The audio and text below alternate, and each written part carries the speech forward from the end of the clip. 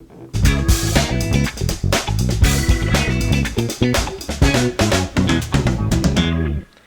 right, hi, and welcome to the Redskin Radio. Redskin Radio, Patio, Redskin Patio. I'm your host, Brunk, and I'm joined by Braden Roberts. Hello. Ethan Keefover. Yo. And Mr. Hill. Hello, everyone. Woo, Mr. Hill. That was some cool music you got going on there. Thanks. Thank you. So, our topic for today is going to be about homecoming, how it was when you were in high school compared to how it is now. Okay. So, how was homecoming back in your day? Back in my day. Like, what did y'all do, like, event-wise? Okay, because back in my day was so long ago. Oh, it was so long ago.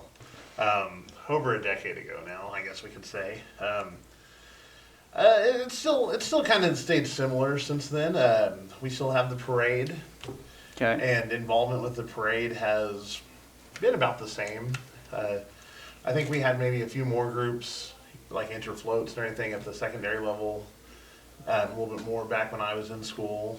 But the floats we have now, we've had different groups come in. We've had some really cool floats come in. So that part's still been the same. As far as like Spirit Days go, I think the Spirit Days have gotten better. I think they've gotten more creative since then. A bunch of the ones back when I was in school would be like Pajama Day, Twin Day. And there's nothing wrong with those, but it was nice to see some like more creativity with them. Because those were, like, really simple and just common. Yeah, we wanted to kind of get away from something that everyone else was doing, and then also pajamas are against the dress code, so Yeah. we didn't like having to ask them to break the dress code every time either. That's understandable. Yeah. So, my next question, what were the pep assemblies like? The pep assemblies, that's a great question. They have probably been some of the more dramatic changes, I think, since I was in school. I know that in student council, we've definitely made an effort to try and involve more people with them, and try and involve more games, and just try and make it more peppy, if you will. No pun fully intended on that, I guess. And, are you opening something? That was a concerning sound almost. Yeah. Continue. Where was I? Pep rally. So, I think we made a greater effort to try and involve people and make them feel engaged with it rather than just sitting in the stands, listening to people go down a list of names, which was something that that's been one of my goals, is trying to avoid doing, just because it's no fun to just sit there and listen to, oh, here's everyone on the team, and then just go down the list. Hey, that sounds pretty cool. No, sounds like, it's a good start, as a basis to where they were compared to now. I think it would be kind of cool nowadays if we could, like, involve more people from, like, online influencers, maybe, that aren't, awful. That is an important distinction. Because, the internet's a scary place sometimes. It's very scary. Well, I mean, if we could get some celebrity guests, that would be awesome. Unfortunately, sometimes they cost a little too much money to get to come in. That is true.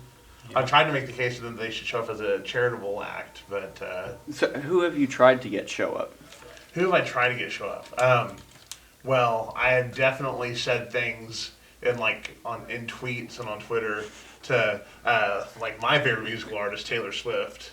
That would be kind of pretty cool. That would be cool. Weirdly enough, she didn't respond to that. We could get Carrie Underwood. Carrie Underwood, Carrie Underwood had that Oklahoma connection. Blake Shelton, Garth Brooks. I guess that's what I'll do now, is just start tweeting at the different musical artists from Oklahoma and be like, hey. You wanna come to this random town and just do this? Come to someone that you have no association with and Probably just never hang heard out. of. You'll love it. You'll love it. But I feel like that's just a little more complicated to get done because a lot of them charge quite a bit. Yeah. We've looked at motivational speakers and stuff in the past, like even when I was in school, and even like the cheaper levels of stuff are still thousands of dollars. At least for the ones that I know, that I'm aware of. Yeah. It's a little rough. It's a little rough. All right. So, The other thing, I don't know, have the school colors ever changed from just red and white? Oh man, that's a great question. I think back in like the early 1900s that there might have been different color, but I don't remember what color it would have been. We've got some old yearbooks and records from them back in the library. I'll have to check them out and see because. I mean, I feel like the posters and pictures that are in the gym lobby might also say something about it, but The more recent panels do. When we get back to like if we're talking like the older eras, because we've got some of those panels from like the 40s hanging up there, and they don't have I think that the information. oldest one is like from late 30s. I believe it is. But to my knowledge, we've been red and white for many years.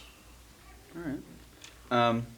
So I know a while ago, this was a long time ago, not really a long time ago, but we thought about changing it to the Beavers.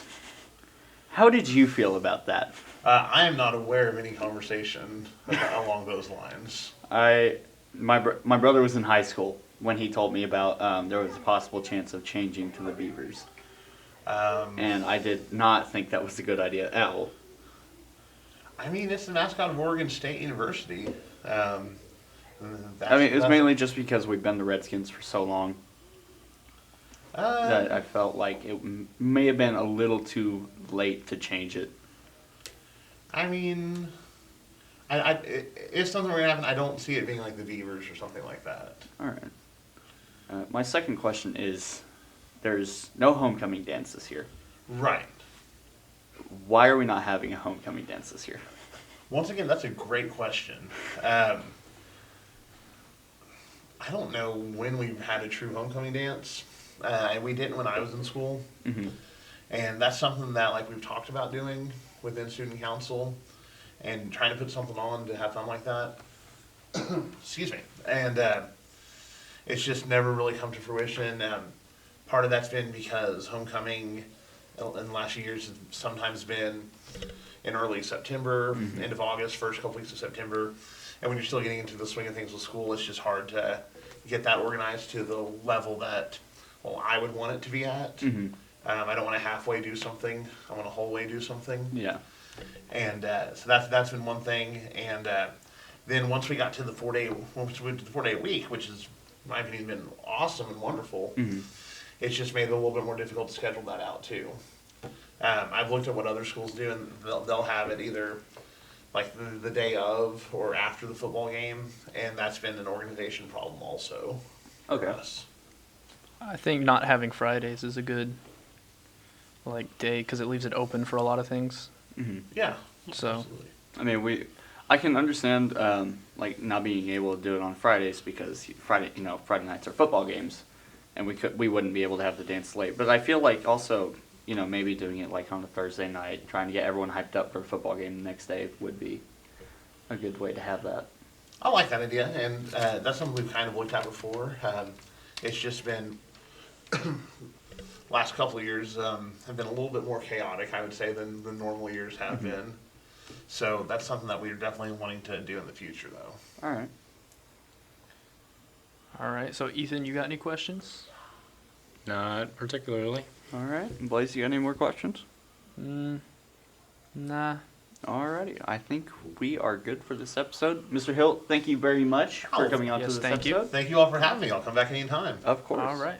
Alright, guys, we Awesome. will see you in the next episode of the Redskin Radio. Radio. Radio. Redskin Radio. See you later.